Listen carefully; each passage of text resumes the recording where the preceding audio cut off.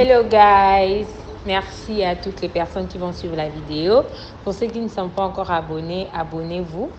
Alors aujourd'hui, nous sommes avec quelqu'un que j'apprécie énormément, quelqu'un que j'aime beaucoup. C'est un grand frère, c'est un ami, c'est un aîné. Je vais les laisser se présenter. Alors bonjour tout le monde. Avant tout, je tiens à remercier Joël qui m'invite pour ce programme combien important. Alors moi, je suis Glory Mbemba, voilà, étudiant et puis qui exerce en plusieurs domaines par la grâce de Dieu. Voilà un peu en ce qui concerne ma personne. C'est un réel plaisir pour nous d'avoir Glory avec nous. Nous sommes sûrs que nous allons vraiment avoir une discussion vraiment intéressante. Alors aujourd'hui, nous allons parler d'un sujet important, mon expérience à Chypre. Alors nous allons poser quelques questions à Glory et il va nous répondre. Et la première question que nous voudrions savoir, c'est ça fait combien de temps que tu es ici à Chypre et pourquoi tu étais venu à Chypre? Alors ça fait 8 ans maintenant, c'est depuis 2015, en octobre, que je suis ici. Et actuellement, ça fait 8 ans.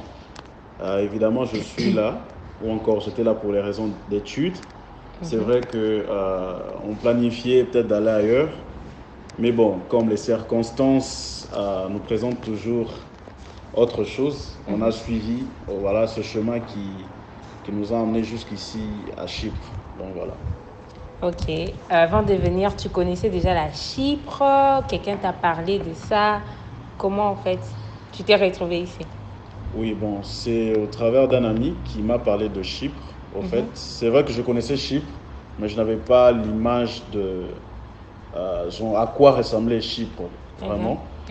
Je connais Chypre à travers de la Bible. D'accord, d'accord. À part ce moyen-là, je n'avais aucune image au fait de Chypre. Et cet ami m'a intéressé, disons que voilà, il y a une organisation au fait qui fait venir les étudiants ici.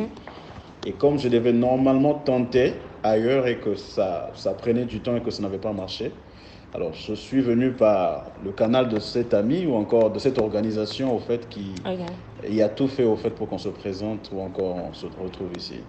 Ok, d'accord, c'est intéressant. Alors, on voudrait savoir, en tant que nouveau étudiant ici dans un pays étranger, c'était comment tes débuts par rapport à la famille, le fait que tu connaissais personne ici. Tu peux un peu nous expliquer?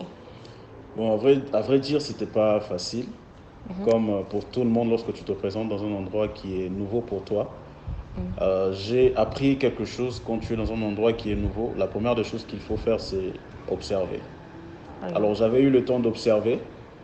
Et pendant cette période d'observation, je m'étais rendu compte que c'était pas facile, évidemment, pour les étudiants, que voilà, nous sommes ou étions, de s'en sortir, tu vois, seul.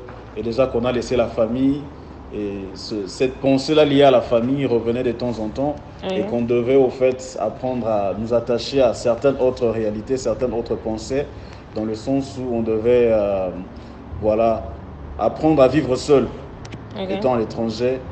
Et donc, c'est un peu ça. D'accord. Tu étais venu avec des amis ou bien tu étais carrément vraiment seul? J'étais venu avec un groupe d'amis, bon, je peux dire un groupe de camarades, des personnes que je trouvais à partir de cette organisation.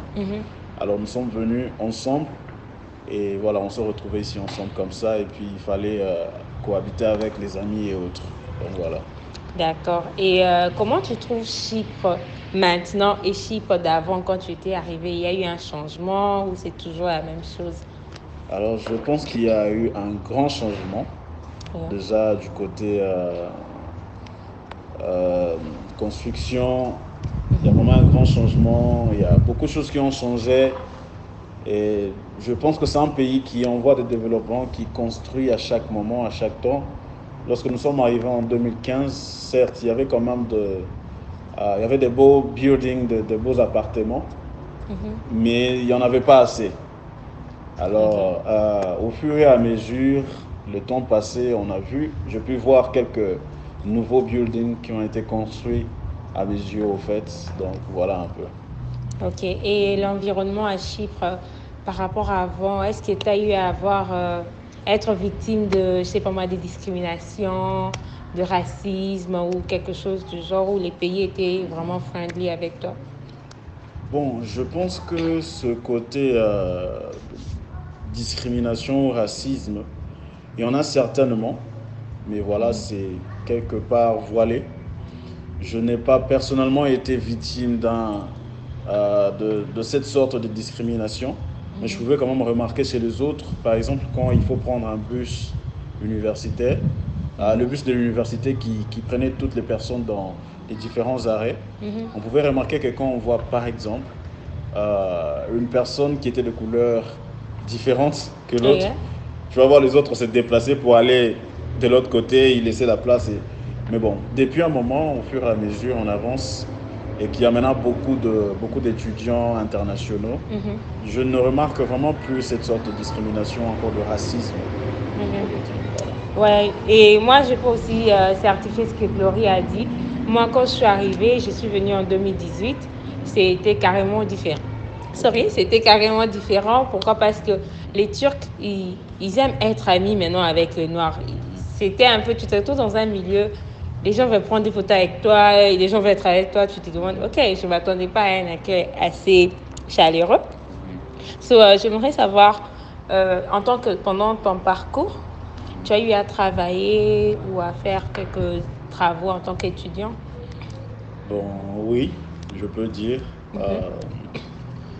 Bon, ça c'est un long parcours parce que déjà il faut noter que le travail en soi n'était pas si facile pour les étudiants internationaux et qu'il fallait vraiment s'adapter, il fallait vraiment chercher pour voilà, trouver. J'ai fait plusieurs sortes de beaucoup de choses au même moment et puis de ce travail qu'on appelle peut-être coup de main dans différents restos. Bon, il y a un langage qu'on appelait Ish. Je ne sais pas si tu as entendu parler. Ish, c'est ce travail de main où tchabou, il fallait vraiment se battre et tout. J'ai eu à faire ce genre de travaux et puis bon, Dieu faisant grâce et il m'a amené dans un autre domaine au fait dans lequel je suis en train d'évoluer maintenant, qui est un domaine quand même assez professionnel s'il faut le dire. Et je rends grâce à Dieu pour voilà, cela. Mais quand est-ce que tu as senti en toi la nécessité de travailler en tant que, je peux dire, un étudiant? Tes parents t'envoyaient ici certainement, ils prenaient soin de toi, ils t'envoyaient de l'argent. Pourquoi tu voulais passer du temps ou c'était assez nécessaire pour toi de vouloir trouver un travail? Alors, c'est vrai que c'est toujours nécessaire pour une personne qui devient indépendant des parents. Certes, cette indépendance n'était pas au fait que je ne devais pas recevoir quelque chose des parents, mais le fait déjà que je sois sorti de la maison parentale, je devais quand même apprendre ou encore essayer à vivre seul. Donc, ce qui fait que c'était quand même nécessaire pour moi d'expérimenter quelque chose de nouveau au sujet ou encore dans le domaine de travail. Donc, il fallait vraiment se mettre à chercher, voir comment est-ce que les parents souffrent aussi.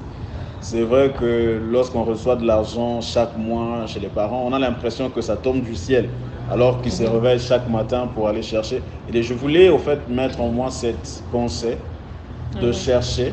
C'était nécessaire pour moi au fait de chercher le travail. Et lorsque j'ai eu mon premier travail, au fait que je pouvais avoir mon salaire, j'avais comme reçu une sorte de responsabilité au fait. Je voyais les choses autrement. Et ce qui avait permis en sorte que je ne sois plus dépendant des parents à 100%, jusqu'à ce que je me détache voilà, de cette dépendance financière de parents. Donc voilà. Ok. J'ai remarqué que Glory a parlé des deux types de travail. Il a parlé de travail qu'on appelle Ish, Tchabou, et puis il a parlé aussi du travail professionnel. Donc, je crois remarquer que c'est possible pour des étrangers d'avoir un travail professionnel ici à Chypre du Nord. Alors, c'est possible, oui. Rien n'est impossible. C'est possible s'il y en a qui travaillent, des internationaux, parce que vous voyez, dans certains bureaux, dans certaines administrations, par exemple, vous allez remarquer qu'il y a maintenant des internationaux, un peu comme on dit, les choses changent du jour au lendemain. Donc, c'est possible qu'un étudiant voilà, se retrouve aussi dans un domaine professionnel où il travaille. Certes, c'est vrai que ça demande de la patience, vraiment de la patience pour ce domaine-là. Ça ne veut pas dire que tu dois seulement ou encore toujours te lancer à un travail professionnel, par exemple, s'il y a une opportunité d'un travail que j'ai appelé Ish. Voilà, un travail par exemple dans un resto qui se présente. Et alors, il faut saisir cette opportunité parce que ce travail te permet d'acquérir peut-être d'autres connaissances, sur le plan social, sur le plan relationnel et tout. Et tu peux te retrouver dans un autre domaine où tu exerces. Donc, ça demande un peu de la patience et ça demande à ce qu'on puisse vraiment s'y mettre dans la chose. Et puis voilà, Dieu sait comment il sait comment ouvrir les portes. Donc voilà. D'accord. On remarque que Glory est un chrétien, ce qu'il a oublié de nous dire. Alors, j'aimerais savoir un peu, tu as dit que tu as fait plusieurs travaux ish. Est-ce que tu peux nous en parler, même 2 ou 3 de ces genres de travaux? Comment c'était? Est-ce que c'était facile? C'était difficile? Est-ce que les salaires étaient assez pour couvrir tes frais? Parce que tu sais, beaucoup d'étudiants en allant à l'étranger, ils se disent, j'aimerais trouver un travail de telle manière que dans, je sais pas moi, après 6 mois, je peux appeler mes parents, leur dire, ouais, c'est moi, ne m'envoyez pas l'argent, je me prends en charge. Moi, personnellement, c'est ce que je me disais en venant ici. Je me disais, je vais trouver un travail au point où je pourrais dire aux parents que non, dans les 2 prochains mois, ne m'envoyez pas l'argent du loyer, je vais faire ça. Alors, parle-nous un peu du travail que tu faisais. Est-ce que ça couvrait? C'était quel genre de travaux et tout? Bon, c'est vrai que mes tout premiers travaux que j'ai eu à faire, ça ne couvrait pas forcément ce côté de dépenses. Au fait, il fallait couvrir autre chose. Mais c'était une belle expérience pour moi, tu vois un peu. Certes, je dis que ce genre de travail peut-être qui n'est pas assez facile, mais qu'il faut vraiment exercer beaucoup de patience. L'un des travaux que j'ai eu à faire, c'est que je travaille dans un domaine de construction, par exemple. Là, c'était le plus dur encore. Alors, j'ai travaillé dans ce domaine où, voilà, il y a des amis qui m'ont intéressé. Donc, voilà, on cherche des gens internationaux pour travailler dans ce domaine de construction. Alors, quand j'ai écouté construction, je me disais, waouh, c'est peut-être quelque chose où, voilà, les choses vont quand même bien se passer, ou facile, ou voilà, tu seras peut-être dans un côté où tu vas t'occuper de ça. Mais lorsque je suis arrivé sur le terrain, je me suis rendu compte que c'était une autre réalité. Dans le sens où il fallait transporter des choses qui étaient assez lourdes. Et voilà, faire ce mouvement-là, si tu n'es pas assez fort physiquement, si tu n'es pas assez fort moralement, tu peux facilement abandonner. Mais le casse ou encore qui te brise, voilà, ce sont ce genre de travaux où voilà, quand tu finis de travailler, tu te dis, et que tu as ton premier salaire, tu te dis non, voilà, je ne joue plus dans la vie, je ne veux plus jouer, quoi. Et je me rappelle une fois, mon père m'a dit, non, c'est comment est-ce que tu as cherché de petits jobs? J'ai dit, bon, il n'y en a pas peut-être trop pour le moment, mais j'ai eu à trouver un job voilà, dans une maison, je ne sais pas comment je peux appeler ça, dans un domaine de construction. Alors, je ne voulais pas lui dire que c'était une sorte de travaux, il fallait transporter des choses lourdes ou quelque chose du genre. Parce que je me disais, ils vont certainement s'inquiéter, ils vont dire non, voilà, tu n'es pas obligé de le faire parce qu'on te soutient. Mais comme c'était quelque chose d'abord que je voulais apprendre par moi-même, comment être indépendant et puis travailler comme il faut, peu importe le maigre salaire que je pouvais avoir au travers de voilà, ce domaine dans lequel on était, j'ai pu comprendre, j'ai pu lire dans ses yeux qu'il n'aimait pas que je puisse faire ce travail. Et donc mon père, en fait, quand il a entendu, il a dit, c'est quel domaine de construction? Je sais que certainement ce n'est pas quelque chose de bien. Moi, je suis encouragé. En tout cas, tu n'es pas obligé de le faire. Mais j'ai dit, j'ai essayé de couvrir avec des mots tels que voilà, un milieu de construction. Mais finalement, il comprenait le fond. Donc, mais bon, on a fait quelques temps et quand j'ai reçu mon premier salaire, j'avais posé quelque chose, j'ai dit non, voilà, je sais qu'il est peut-être maigre, il ne va pas couvrir toutes les dépenses. J'ai enlevé une grande partie, j'ai dit non, voilà, j'envoie à mon père. Certes, il ne voulait pas, mais il a quand même essayé de prendre parce que j'ai vraiment motivé et puis il était très content. Alors voilà, c'était pas facile, ce ne sont pas des travaux qui sont assez faciles, mais actuellement je vois carrément des gens travaillent maintenant dans des restos, c'est un peu plus facile que les autres qu'on faisait avant et tout, donc voilà. Et si je peux dire, moi personnellement aussi, j'ai eu à travailler une fois et on m'a payé, c'était journalier en fait. On m'a payé, comme Glory a dit, si tu n'as pas la force mentale, tu pouvais te fatiguer et partir. Moi, après que j'ai fait ce boulot, je suis partie, j'ai fui carrément. Je me suis dit, plus jamais je rentre travailler ici. C'était vraiment pas facile à l'époque, même quand j'étais arrivée. Mais actuellement, vraiment, j'ai aussi remarqué qu'il y a des travaux dans des restos, dans des hôtels, dans des universités, en fait. À part ça, tu n'as pas un autre travail dans lequel tu avais travaillé que tu voudrais partager avec nous? Bon, à part ça, j'ai travaillé dans des restos, au fait. Et puis, Ok. je perds quand même des vues. Je travaille dans plusieurs endroits. Ok. Et jusqu'à me retrouver où je suis maintenant dans ce travail, si je peux l'appeler professionnel par la grâce de Dieu. Donc voilà. D'accord. Et ton travail professionnel, tu es les seuls internationaux là-bas ou il y a aussi des internationaux qui travaillent avec toi? Bon, dans le domaine dans lequel je travaillais, pendant un moment, j'étais le seul international Ok. qui travaille dans ce domaine et qui s'occupait peut-être des étudiants ou encore des personnes internationales. Ok. Mais depuis un moment, je vois que je ne suis plus la seule personne parce que voilà, il y a aussi d'autres qui nous ont rejoints et voilà, c'est comme ça qu'on avance. Ok. La dernière question que nous avons pour Glory est en gros, quelles sont les expériences que tu as acquises ici et comment ça se passe pour toi?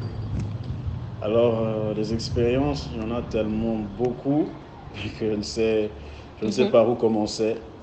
Déjà, cette expérience d'être dépendant, indépendant des parents, c'est quelque chose que voilà, j'ai vécu hein, Ok. ici. Mhm. Et quelle autre expérience encore? Ça m'a permis de voir les choses différemment, de réfléchir comme une grande personne aussi. Mhm. Et voilà, ça a boosté quand même ma façon de penser, de réfléchir. Donc voilà un peu. D'accord, merci beaucoup, Glory. C'était vraiment enrichissant tout ce que tu as eu à nous dire. Et on voudrait juste savoir si tu as un petit mot de la fin que tu voudrais dire à ceux qui te suivent, ceux qui sont ici à Chypre peut-être, ou ceux qui veulent venir ici à Chypre. Alors, ce mot que je peux dire, ce serait peut-être d'encourager une personne, un Mhm. étudiant, tout celui qui se retrouve dans ce domaine ou qui a pardon, du mal à évoluer, Mhm. peut-être dû aux problèmes financiers et tout. Je tiens simplement voilà, à booster cette pensée hein, positive où il faut se dire que ça finira par marcher. Et voilà, à Mhm. toutes ces personnes qui cherchent peut-être le travail, qui n'en trouvent pas, il y a un temps où le Seigneur sait comment il va créer voilà, ce chemin-là pour vous.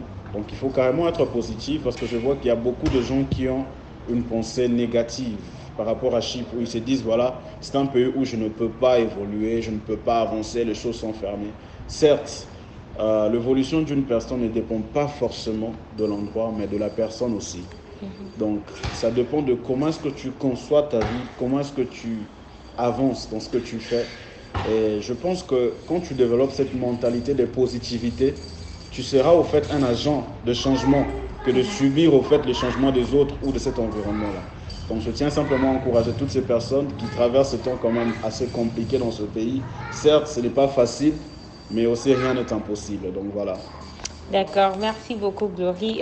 Moi, ce que je voudrais dire pour ceux qui sont à Chypre et qui cherchent un boulot, vous pouvez chercher sur Internet les sites ishkibris.com. Je vais les laisser en description. Et vous créez un compte là-bas.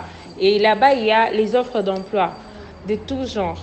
Pour ceux qui veulent travailler dans des restos, pour ceux qui veulent travailler dans des domaines, je ne sais pas moi, de comptabilité, dans des market, il y en a vraiment, même pour ceux qui cherchent les stages, il y en a vraiment. Parfois, il y a du boulot, mais on n'a pas l'information. Moi, personnellement, ça m'a pris 3 ans pour être au courant de ces sites-là. Et beaucoup de mes amis ont pu trouver le travail pendant les summers, juste à partir de ces sites. Donc, n'oubliez pas de cliquer sur les liens que je veux mettre. Allez créer un compte. Vous verrez, il y a vraiment des offres d'emploi là-bas. Et merci beaucoup, Glory, pour ces moments que tu nous as permis de passer avec toi. Merci bien. Et je dis merci à tout le monde. N'oubliez pas, liker la vidéo, commenter, partager avec nous votre expérience et partager la vidéo avec les autres. Je vous dis bye bye. Au revoir. Donc, une dernière information que nous avons oublié de vous donner, c'est que Glory Mbemba ici présent, c'est un réalisateur des films chrétiens et il a eu à réaliser beaucoup de films chrétiens ici à Chypre.